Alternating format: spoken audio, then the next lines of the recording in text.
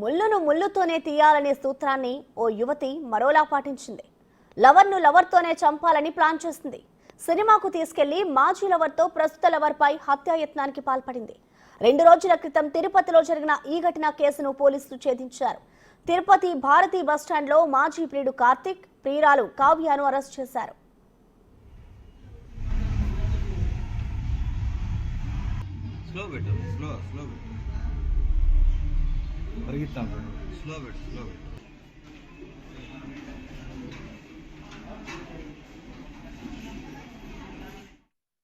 థియేటర్లో తన లవర్ లోకేష్ హత్యకు మాజీ లవర్ కార్తిక్ తో కలిసి ప్లాన్ చేసింది ప్రియురాలు కావ్య.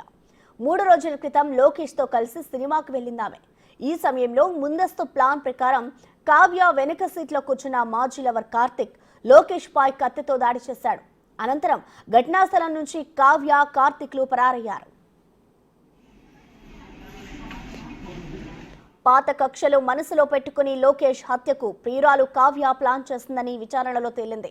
కాగా కత్తి దాడిలో గాయపడిన లోకేష్ ప్రస్తుతం కోలుకున్నట్టు సమాచారం అందుతోంది.